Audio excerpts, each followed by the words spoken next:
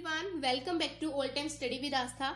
Today we are going to discuss about your one of the most important topic of grammar, that is direct and indirect speech. This topic is relevant if you are the student of CA Foundation and if you are the student of class 9th, class 10th, class 11th, class 12th. So let's get started with our new topic, that is direct and indirect speech. Exam में इस तरीके से question आते हैं कि direct speech को indirect speech में change करो, इनडायरेक्ट स्पीच को डायरेक्ट स्पीच में चेंज करो. तो अगर मुझे पता होगा कि डायरेक्ट स्पीच क्या होती है, इनडायरेक्ट स्पीच क्या होती है और रूल्स क्या होते हैं, तो अच्छे से मैं उन्हें चेंज कर सकती हूँ, राइट. तो सबसे पहले हम पढ़ेंगे डायरेक्ट स्पीच, देन हम पढ़ेंगे इनडायरेक्ट स्पीच एंड देन हम पढ़ेंगे कुछ रूल्स एंड देन हम सारे सेंटेंसेस के कुछ एग्जाम्पल्स पढ़ेंगे, क्योंकि हर सेंटेंसेस के अलग अलग एग्जाम्पल्स होंगे, अलग अलग रूल्स होंगे. असर्टिव सेंटेंस के अलग रूल्स होंगे, इंटेरोगेटिव के अलग होंगे, इंपेरेटिव के अलग होंगे. सो इन दिस वीडियो हम सिर्फ असर्टिव सेंटेंस ही करेंगे, उसी के एग्जाम्पल्स करेंगे and in the next video हम इंटेरोगेटिव सेंटेंस के 10-20 एग्जाम्पल्स लेकर बहुत अच्छे से क्लियर करेंगे. So first direct speech. देखिए, स्पीकर की बातों को मैं दो तरीके से व्यक्त कर सकती हूँ. फर्स्ट तरीका होगा मेरा कि मैं स्पीकर के शब्दों को ज्यों के त्यों यूज कर दूं. मान लीजिए आप क्लास में है और आपकी मैम आपको पढ़ा रही है. मैम जो पढ़ा रही है वो स्पीकर है और स्पीकर की बातों को अगर आप एज इट इज, स्पीकर के शब्दों को अगर आप एज इट इज यूज करें. पहला तरीका है स्पीकर के शब्दों को ज्यों का त्यों प्रयोग करना, व्यक्त करना, तो उसे मैं बोलूंगी direct speech, the actual word spoken by the speaker. और दूसरा तरीका होगा कि हम स्पीकर की बातों को अपने शब्दों में कहें, तो उसे मैं बोलूंगी इनडायरेक्ट स्पीच. डायरेक्ट स्पीच में इन्वर्टेड कोमास का यूज किया जाता है और डायरेक्ट स्पीच के 2 पार्ट्स होते हैं. First is reported verb, second is your reported speech. Example से देखते हैं. Mohan said I am going to Delhi. अब मुझे इसमें दिख रहा है कि साफ साफ इन्वर्टेड कोमास का यूज किया गया है, तो मैं देखते ही बता सकती हूँ कि भाई ये मेरा डायरेक्ट स्पीच है, ये वो एक्चुअल वर्ड्स है जो स्पीकर ने कहे थे. ओके, अब भाई ये डायरेक्ट स्पीच है तो इसके 2 पार्ट्स भी होंगे. तो 2 पार्ट्स कौन कौन से होंगे? रिपोर्टेड वर्ब और रिपोर्टेड स्पीच. रिपोर्टेड स्पीच को हमेशा इन्वर्टेड कोमास के बीच में रखा जाता है. इन्वर्टेड कोमास के बीच में क्या है? ये वाला है, I am going to Delhi, तो ये आपका होगा रिपोर्टेड स्पीच. और इन्वर्टेड कोमास के बाहर के पार्ट को मैं रिपोर्टेड वर्ब कहूंगी. इन्वर्टेड कोमास के बाहर के पार्ट को मैं रिपोर्टेड वर्ब कहूंगी. सो डायरेक्ट स्पीच में 4 इंपॉर्टेंट थिंग है. फर्स्ट कि डायरेक्ट स्पीच वो होता है जिसमें मैं स्पीकर के एक्चुअल वर्ड को यूज करूं. सेकंड, डायरेक्ट स्पीच में इन्वर्टेड कोमास का यूज किया जाता है. थर्ड, डायरेक्ट स्पीच को 2 पार्ट्स में डिवाइड किया गया है. First is reported verb, second is reported speech. Reported speech को सदा इन्वर्टेड कोमास के बीच में रखा जाता है और रिपोर्टेड वर्ब क्या होता है? जो रिपोर्टेड स्पीच में जो, या तो ये मान लीजिए जो रिपोर्टेड स्पीच नहीं होती है या फिर जो इन्वर्टेड कोमास में नहीं होती है, उसे मैं क्या बोलूंगी? Reported verb. और फोर्थ और main point is reported verb और रिपोर्टेड स्पीच को हम कोमा द्वारा अलग करते हैं. किसके द्वारा अलग करते हैं? कोमा द्वारा अलग करते हैं. सो this is all about your direct speech. Now indirect speech. Indirect speech मैं ऑलरेडी बता चुकी हूं. दूसरा तरीका होता है जब मैं स्पीकर की बातों को अपने शब्दों में कहती हूं, तो उसे मैं इनडायरेक्ट स्पीच कहूंगी without quoting the speaker's exact word. Indirect speech में इन्वर्टेड कोमास का यूज नहीं किया जाता है, उसमें एक कंजक्शन का यूज किया जाता है. जैसे पिछले एग्जाम्पल में देखिए, इसमें लिखा हुआ है Mohan said I am going to Delhi. अब इसमें इन्वर्टेड कोमास का यूज है. इन इन्वर्टेड कोमास और कोमा को हटाकर मैं एक कंजक्शन का यूज करूंगी. और अगर मैंने कंजक्शन का यूज कर दिया तो इसका मतलब क्या है कि मैं उसे इनडायरेक्ट स्पीच में चेंज कर रही हूँ. ओके, कंजक्शन का यूज करती हूँ. एंड फोर्थ पॉइंट जो आपका इंपॉर्टेंट रूल साबित होगा वो ये है कि इनडायरेक्ट स्पीच हमेशा आपकी असर्टिव सेंटेंस में होती है. किस में होती है? असर्टिव सेंटेंस में होती है. रिपोर्टेड स्पीच को असर्टिव सेंटेंस में बदल देते हैं. जो ये डायरेक्ट स्पीच की जो रिपोर्टेड स्पीच होगी ना आपकी, इसको हमेशा हम असर्टिव सेंटेंस में बदलेंगे। चाहे ये रिपोर्टेड स्पीच आपकी इंटेरोगेटिव में हो, चाहे इंपेरेटिव सेंटेंस में हो, चाहे एक्सक्लामेटरी में हो, लेकिन हम जब उसे इनडायरेक्ट स्पीच में चेंज करेंगे तो हमेशा उसे असर्टिव सेंटेंस के अनुसार ही चेंज करेंगे। तो इनडायरेक्ट स्पीच में हमने क्या पढ़ा? First is no use of inverted commas, second use of conjunction, conjunction का यूज किया जाता है और हमेशा उसे असर्टिव सेंटेंस में चेंज किया जाता है। Now example is Mohan said that he was going to Delhi, no use of inverted commas and use of conjunction, conjunction का भी यूज किया गया है और इन असर्टिव सेंटेंस, और ये असर्टिव सेंटेंस भी है, right? So this is your indirect speech. Now कुछ रूल्स हैं कि मैं किस तरीके से डायरेक्ट स्पीच को इनडायरेक्ट में चेंज करूं। So rule for changes of tenses, अगर मेरे डायरेक्ट स्पीच में सिंपल प्रेजेंट टेंस का यूज हुआ है तो इनडायरेक्ट स्पीच में वो simple present tense simple past tense में चेंज हो जाएगा। Present continuous tense past continuous tense में चेंज हो जाएगा। Present perfect tense past perfect tense में चेंज हो जाएगा। Present perfect continuous tense past perfect continuous tense में चेंज हो जाएगा। Simple past tense past perfect tense में चेंज हो जाएगा। पास्ट परफेक्ट टेंस का अगर यूज हुआ है डायरेक्ट स्पीच में और अगर मैं उसे इनडायरेक्ट स्पीच में चेंज कर रही हूं तो उस केस में कोई भी चेंज नहीं होगा। फिर आता है पास्ट कॉन्टिन्यूस टेंस, मेरा पास्ट परफेक्ट कॉन्टिन्यूस टेंस में चेंज हो जाएगा। अब एक बात आती है कि कई बच्चों को टेंसेस नहीं आते हैं। अगर टेंस नहीं आते हैं तो क्या रिपोर्टेड स्पीच नहीं होगी? हो जाएगी। उसके कुछ और रूल्स हैं, और रूल्स आपको याद करने पड़ेंगे। अगर आपको टेंस नहीं आते हैं तो उन रूल्स को 100% अच्छे से याद करना पड़ेगा। तो वो रूल्स क्या है? Rules for changing direct speech into indirect speech are, अगर डायरेक्ट स्पीच में इज एम आर का यूज हुआ है तो उसको मैं चेंज कर दूंगी into was were. Was were है तो this will change into had been. First form second form में चेंज हो जाएगी। Second form had plus third form में चेंज हो जाएगा। हैज हैव हैड में अगर हैज बीन हैव बीन है तो वो हैड बीन में। कैन कुड में, मे माइट में, विल वुड में, शैल शुड में, must had to, do does did में। अगर आपको टेंस की नॉलेज नहीं है देन आपको ये रूल्स डेफिनेटली याद करने पड़ेंगे, और अगर आपको याद कर लेते हो then you will definitely get full after full marks. Okay, next और रूल्स भी है। दिस चेंज हो जाएगा डैट में, दिस चेंज हो जाएगा दोज में। अगर डायरेक्ट स्पीच में दिस का यूज हो रहा है तो वो डैट में चेंज हो जाएगा, दीज है तो दोज में चेंज हो जाएगा। हेयर देयर में चेंज हो जाएगा, नाउ देन में, दस सो या इन दैट वे में, हेंस देंस में, हाइदर दाइदर में, एगो बिफोर अर्लियर में चेंज हो जाएगा। आप कोई भी यूज कर सकते हैं, you can use before and earlier. Today change हो जाएगा डेट डे में। यस्टरडे चेंज हो जाएगा द डे बिफोर या फिर the previous day. Tomorrow change हो जाएगा द नेक्स्ट डे में। टुनाइट चेंज हो जाएगा डेट नाइट में। लास्ट नाइट या लास्ट वीक चेंज हो जाएगा द प्रीवियस नाइट या फिर the previous week. Next week, next month change हो जाएगा द फॉलोइंग वीक या the following month. Come change हो जाएगा आपका गो में। तो these are the some rules, ये कुछ रूल्स है जो आपको डेफिनेटली याद करने होंगे। ओके, तो these are the some rules. Now come to your change of persons. Definitely direct speech और इनडायरेक्ट स्पीच में पर्सन्स का यूज होगा। पर्सन्स 3 पर्सन होते हैं, first person, second person, third person. अब इन पर्सन को भी मैं चेंज करूंगी। जब मैं डायरेक्ट स्पीच से इनडायरेक्ट स्पीच बनाऊंगी तो उसमें भी मैं अपने पर्सन को चेंज करूंगी, राइट? पर्सन को चेंज करूंगी, राइट? तो अब कैसे चेंज करूंगी? सबसे पहले मुझे पता होना चाहिए कि कौन कौन से पर्सन होते हैं। फर्स्ट पर्सन में होता है I, my, me, we, our, us. Second person होता है you, your, you. Third person होता है he, his, him, she, her, her, they, their, them, it, its, it.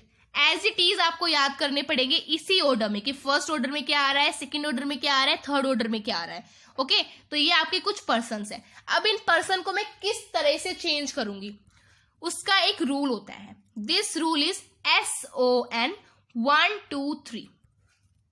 Hair 1 2 3 का मतलब है first person, second person and third person. S का मतलब है सब्जेक्ट, O का मतलब है ऑब्जेक्ट एंड N का मतलब है नो चेंज। तो सबसे इजी है मेरा थर्ड पर्सन कि अगर डायरेक्ट स्पीच में थर्ड पर्सन का यूज है, मतलब कि अगर डायरेक्ट स्पीच में third person he, she, they, it, his, her, their, its, him, her, them, it, इनमें से किसी का भी यूज है तो नो चेंज होगा, कुछ भी चेंज नहीं होगा, इनडायरेक्ट स्पीच में एज इट इज आ जाएगा। ओके, तो ये सबसे इजी है कि अगर थर्ड पर्सन है तो कोई चेंज नहीं होगा, नो चेंज। ओके, फिर आते हैं हम ऑब्जेक्ट की तरफ, सेकंड पर्सन की तरफ। अगर सेकंड पर्सन यूज हुआ है डायरेक्ट स्पीच में तो उसको मैं रिपोर्टिंग वर्ब के ऑब्जेक्ट के अनुसार चेंज करूंगी। अगेन, अगर डायरेक्ट स्पीच में सेकंड पर्सन का यूज हुआ है तो मैं उसे रिपोर्टिंग वर्ब के ऑब्जेक्ट के अनुसार चेंज करूंगी। ओके, वैसे ही अगर फर्स्ट पर्सन का यूज हुआ है तो मैं उसे रिपोर्टिंग वर्ब के सब्जेक्ट के अनुसार चेंज करूंगी। ओके, तो अभी फिलहाल आपको यही समझना है, अगर फर्स्ट पर्सन है तो वो रिपोर्टिंग वर्ब के सब्जेक्ट के अनुसार चेंज होगा, अगर वो सेकंड पर्सन है तो वो रिपोर्टिंग वर्ब के ऑब्जेक्ट के अनुसार चेंज होगा, अगर वो थर्ड पर्सन है तो उसमें कोई भी चेंज नहीं होगा। और जो ये हम रूल्स पढ़ रहे हैं, ये रूल्स है आपके डायरेक्ट स्पीच को कन्वर्ट करना into indirect speech. Okay, so this is your change of persons. अब जब हम आगे एग्जाम्पल करेंगे तो ये और ज्यादा क्लियर हो जाएंगे। केस ऑफ नो चेंज, अब हमने नो चेंज का एक केस तो ऑलरेडी पढ़ लिया। फर्स्ट केस क्या था, मैंने अभी भी बताया कि अगर थर्ड पर्सन का यूज हो रहा है, he, his, him, she, her, they, their, them, it, its, it, इनका यूज हुआ है तो इनडायरेक्ट स्पीच में कोई भी चेंज नहीं होगा, there will be no change. No change का मतलब कि पर्सन में कोई चेंज नहीं होगा, इसका मतलब ये नहीं है कि बिल्कुल एज इट इज बनेगा, पर्सन में कोई चेंज नहीं होगा। ओके, सेकंड क्या है, अगर डायरेक्ट स्पीच के रिपोर्टिंग वर्ब में प्रेजेंट या फ्यूचर टेंस यूज किया गया है तो कुछ भी चेंज नहीं होगा in the tense of reported speech. यहां पे प्रेजेंट और फ्यूचर का मतलब है अगर विल आ जाए या फिर से आ जाए। ठीक है, अगर ये दो चीजें आती है तो इसका मतलब क्या है कि रिपोर्टेड स्पीच में जो टेंस होगा वो चेंज नहीं होगा, सिर्फ टेंस चेंज नहीं होगा, रिमेंबर दैट। ओके, सेकंड है नो चेंज का यूनिवर्सल ट्रूथ। अगर कुछ यूनिवर्सल ट्रूथ है जैसे कि the sun rises in the east, ये आ गया कुछ, the sun rises in the east, तो आप बोलोगे कि राइजेस तो फर्स्ट फॉर्म है, हम उसे सेकंड फॉर्म में चेंज करेंगे। No, we will not change it. क्यों? बिकॉज वो यूनिवर्सल ट्रूथ है कि जो सन है वो आपका राइज होता है in the east, this is your universal truth, we will not change it. Okay, हमें इसे चेंज नहीं करना है। तो there are 3 cases of no change. First is third person होगा तो no change in the persons.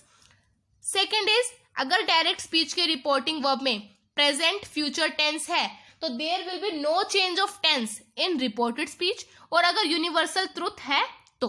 Okay, now अब हम अलग अलग सेंटेंसेस के पढ़ेंगे। असर्टिव सेंटेंस का अलग पढ़ेंगे, इंटेरोगेटिव का अलग पढ़ेंगे, इंपेरेटिव का अलग पढ़ेंगे, एक्सक्लेमेटरी का अलग पढ़ेंगे।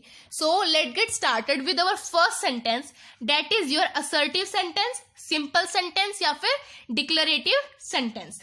तो इसमें क्या होगा कि आपके रिपोर्टिंग वर्ब में यूज होंगे कुछ वर्ड्स। रिपोर्टेड स्पीच के तो हमने सारे वर्ड्स पढ़ लिए हैं, अब रिपोर्टेड वर्ब के पढ़ते हैं। रिपोर्टेड वर्ब में अगर से होगा तो वो इनडायरेक्ट स्पीच में जब हम चेंज करेंगे वो से में ही चेंज होगा। सेज होगा तो सेज ही होगा, से टू होगा तो टेल हो जाएगा, सेज टू होगा तो टेल्स हो जाएगा, सेड सेड में, और सेड टू टोल्ड में हो जाएगा। ओके, और जो कोमा होता है, हमने पढ़ा था ना कि डायरेक्ट स्पीच में रिपोर्टेड वर्ब और रिपोर्टेड स्पीच को कोमा द्वारा अलग किया जाता है। तो जब मैं डायरेक्ट स्पीच को इनडायरेक्ट स्पीच में चेंज करूंगी और अगर वो असर्टिव सेंटेंस है तो इस कोमा को हटाकर हम दैट कंजक्शन का यूज करेंगे। ओके, तो ये सारे रूल्स थे मेरे रिपोर्टेड स्पीच के, और ये reported verb in case of assertive sentence. अब हम कुछ एक्सरसाइज करते हैं ताकि मेरा असर्टिव सेंटेंस कंप्लीट हो जाए। So these are the some examples of your reported speech in case of assertive sentences. तो ये कुछ 6 एग्जाम्पल्स हैं, हम इन 6 एग्जाम्पल्स को एक एक कर पढ़ेंगे। First is he said honesty is the best policy. साफ साफ पता चल रहा है ये डायरेक्ट स्पीच है और इस डायरेक्ट स्पीच को मुझे इनडायरेक्ट स्पीच में कन्वर्ट करना है। और कैसे कन्वर्ट करूंगी मैं? असर्टिव सेंटेंस के रूल्स को एप्लीकेबल कर, राइट। चलिए, ही सेड को मैं ही सेड ही लिखूंगी, बिकॉज सेड को मैं सेड में ही चेंज करती हूँ। हमने अभी प्रीवियस स्लाइड में पढ़ा दिस, सेड को हम सेड में ही चेंज करते हैं, राइट। तो ही सेड। अब कंजक्शन के तौर पर मैं किसका यूज करूंगी असर्टिव सेंटेंस के केस में? ये भी हमने अभी अभी पढ़ा, डेट का, राइट। तो क्या हो जाएगा? He said that. अब बचा मेरा honesty is the best policy. Honesty is the best policy. Honesty is the best policy universal truth होता है, एक सच्चाई होती है जिसे हम नहीं बदल सकते, तो इसमें कोई भी चेंज नहीं होगा। केसेस ऑफ नो चेंज में हमने सेकेंड पॉइंट पढ़ा था, दिस इज यूनिवर्सल ट्रुथ में कोई चेंज नहीं होता, नो चेंज, ओके। और एक और था नो चेंज का केस, मैं एक बार दोबारा रिवाइज करा देती हूं। अगर डायरेक्ट स्पीच में, डायरेक्ट स्पीच के रिपोर्टिंग वर्ब में प्रेजेंट या फ्यूचर टेंस है तो रिपोर्टेड स्पीच के टेंस में कोई भी चेंज नहीं होगा। ये हम सेकेंड एग्जाम्पल से अच्छे से क्लियर कर लेंगे और ये फर्स्ट एग्जाम्पल से हम कर रहे हैं। तो honesty is the best policy मेरा यूनिवर्सल ट्रुथ है, तो रिपोर्टेड स्पीच में कोई भी चेंज नहीं होगा। तो क्या आ जाएगा? He said that honesty is the best policy. Assertive sentence में यूनिवर्सल ट्रुथ वाले सबसे इजी होते हैं क्योंकि उसमें कोई चेंज ही नहीं होता है, रिपोर्टेड स्पीच में एज इट इज आ जाता है। Second example, he says I am going to Delhi. देखिए, डायरेक्ट स्पीच है, डायरेक्ट स्पीच है, इसमें रिपोर्टिंग वर्ब में प्रेजेंट टेंस का यूज किया गया है। अब प्रेजेंट टेंस का यूज किया गया है, इसका मतलब क्या है कि रिपोर्टेड स्पीच के टेंस में कोई भी चेंज नहीं होगा। अभी हमने फर्स्ट पॉइंट पढ़ा था केसेस ऑफ नो चेंज में कि अगर डायरेक्ट स्पीच के रिपोर्टेड वर्ब में प्रेजेंट या फ्यूचर टेंस का यूज हो रहा है तो रिपोर्टेड स्पीच में टेंसेस में कोई भी चेंज नहीं आएगा, तो मैं कोई भी चेंज नहीं करूंगी, ओके। तो क्या हो जाएगा? He says that. सेज में ही चेंज होता है, हमने अभी पढ़ा सेज में ही चेंज होता है, तो ही सेज दैट। अब आई को तो मैं चेंज करूंगी, क्यों चेंज करूंगी? आई मेरा पर्सन है, आई मेरा प्रोनाउन है, आई विल चेंज, वो कोई टेंस नहीं है। तो आई फर्स्ट पर्सन है, फर्स्ट पर्सन को हम किसके अनुसार चेंज करते हैं? According to the subject of reported verb. हमने पढ़ा था ना SON, फर्स्ट, सेकेंड, थर्ड, वही हम एप्लीकेबल करेंगे। तो फर्स्ट पर्सन है मेरा आई, उसको मैं according to the subject of reported verb change करूंगी। अब रिपोर्टेड वर्ब का सब्जेक्ट क्या है? ही सब्जेक्ट है, तो इस आई को मैं ही में चेंज कर दूंगी। तो क्या आ जाएगा? ही सेज दैट ही। आगे इतना। अब एम है, अब देखो ही के साथ मैं एम का तो यूज नहीं कर सकती हूं ना, एम का यूज नहीं कर सकती हूं मैं, तो क्या यूज करूंगी ही के साथ? I will use is. तो आ जाएगा he says that he is going to Delhi. Tense में मैं कोई चेंज नहीं करूंगी तो ये एज इट इज आ जाएगा, he says that he is going to Delhi. तो ये था आपका सेकेंड एग्जाम्पल जिसमें हमने एक केसेस ऑफ नो चेंज का पढ़ा, प्रेजेंट टेंस वाला, और एक हमने क्या पढ़ा? फर्स्ट पर्सन वाला पढ़ा, okay. Now third is Amit says Ram will write a letter. इसमें भी ये मेरा प्रेजेंट टेंस है, रिपोर्टेड वर्ब में मेरा प्रेजेंट टेंस है, इसका मतलब क्या है कि रिपोर्टेड स्पीच के टेंस में कोई भी चेंज नहीं होगा। तो क्या आ जाएगा? एज इट इज हो जाएगा, बस कंजक्शन को हटा के मैं डेट का यूज कर दूंगी, और प्रोनाउन का भी कोई यूज नहीं है इसमें, राइट। पर्सन भी कोई नहीं है तो कि मैं पर्सन को चेंज कर दूं अकॉर्डिंग टू सब्जेक्ट या ऑब्जेक्ट। सिर्फ राम है, राम को हम थर्ड पर्सन मानते हैं और थर्ड पर्सन में तो कोई चेंज होता ही नहीं है, तो एज इट इज आ जाएगा। Amit says that Ram will write a letter, okay. Now fourth, Kapil said to me you have spoiled my pen. देखिए, कपिल सेड टू को मैं किसके अनुसार चेंज करूंगी? अनुसार मीन्स किस में चेंज करूंगी? सेड टू चेंज हो जाएगा मेरा टोल्ड में, राइट। तो Kapil told me, conjunction use करूंगी डैट। यू मेरा सेकंड पर्सन है, सेकंड पर्सन को मैं ऑब्जेक्ट के अनुसार चेंज करूंगी।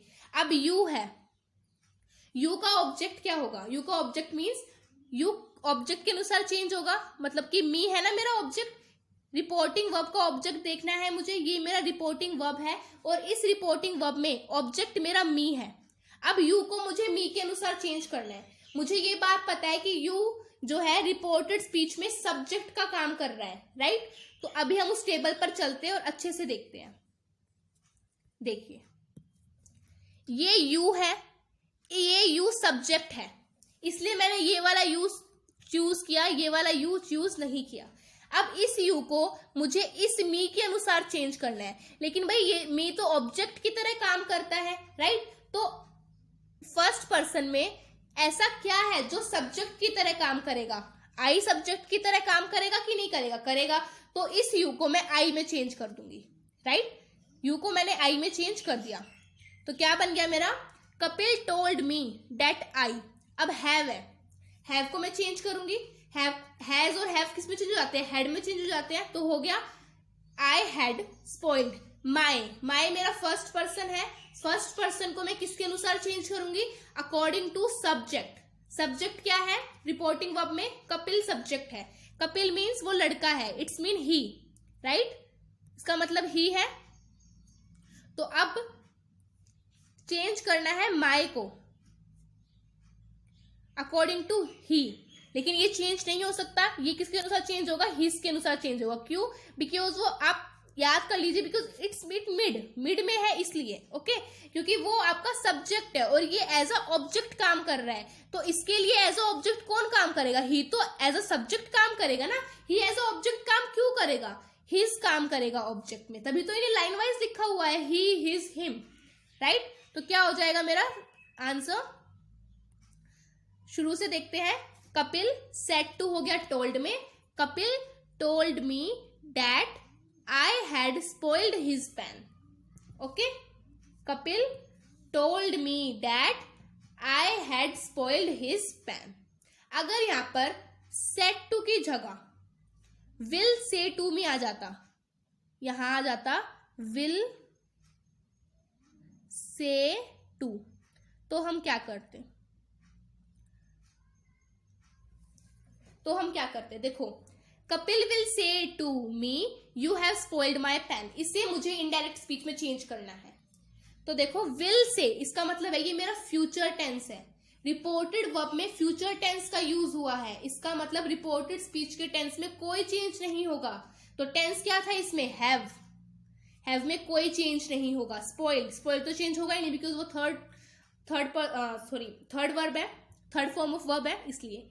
तो क्या हो जाएगा, कपिल विल सेड टू किस में चेंज होता है, से टू, टेल में, सेड टू नहीं से टू। तो क्या हो जाएगा, Kapil will tell me that, you मैंने चेंज कर दिया आई में, I have spoiled his pen. तो एक ही एग्जाम्पल में हमने ऑब्जेक्ट को चेंज होते हुए देखा, सब्जेक्ट को चेंज होते हुए देखा सेकेंड और फर्स्ट पर्सन के अनुसार, राइट। और किसको चेंज होते हुए देखा हमने, फ्यूचर टेंस के अनुसार हमने किया। अगर फ्यूचर टेंस होगा तो रिपोर्टेड स्पीच में कोई भी चेंज नहीं हो, कोई भी चेंज मतलब टेंस में कोई भी चेंज नहीं होगा, always remember that, okay. Now fifth, I say to Sheila you are my best friend. साफ साफ क्लियर है, से है, इसका मतलब कि प्रेजेंट टेंस है, से था प्रेजेंट टेंस था, टेंस में कोई चेंज नहीं किया, किसके टेंस में, रिपोर्टेड स्पीच के टेंस में। इसमें भी हमने ऐसे किया, इसमें हमने अभी एग्जांपल लिया विल से मतलब कि फ्यूचर टेंस हो गया, तो कोई चेंज नहीं होगा टेंस में रिपोर्टेड स्पीच के, राइट। इसमें भी एज इट इज हो जाएगा। आई शे टू शीला, शे टू को चेंज कर दूंगी टेल में, आई टेल शीला कंजक्शन के रूप में यूज करूंगी डैट को, आई टेल शीला डैट। अब यू तो मैं चेंज करूंगी, यू तो मेरा पर्सन है, राइट, और यू मेरा सेकेंड पर्सन है, सेकेंड पर्सन को मैं किसके अनुसार चेंज करती हूँ, according to the object of reported verb. अब इसमें ऑब्जेक्ट कौन है, शीला लड़की है, राइट, तो मैं क्या कर दूंगी, शी। अब शी के साथ मैं आर का यूज तो नहीं कर सकती हूँ ना, सी एक सिंगुलर है और आर तो प्लूरल के साथ यूज करते हैं, तो सी के साथ मैं क्या यूज करूंगी, is. She is my best friend.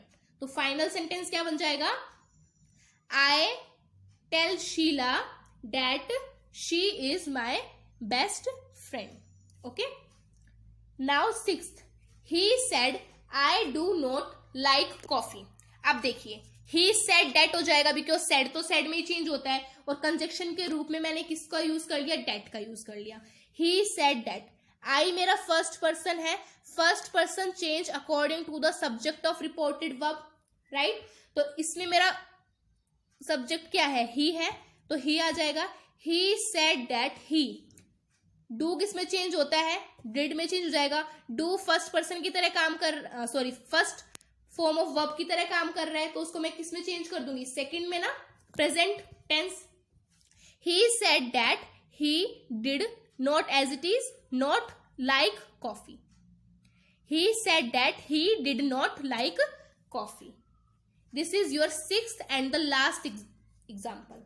I hope आपको सारे एग्जाम्पल अच्छे से समझ में आए होंगे। If you have any doubt regarding the topic, then ask me in the comment section. I will upload the video according to your problem and queries.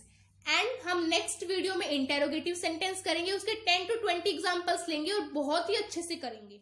Well, that's all we have for you today.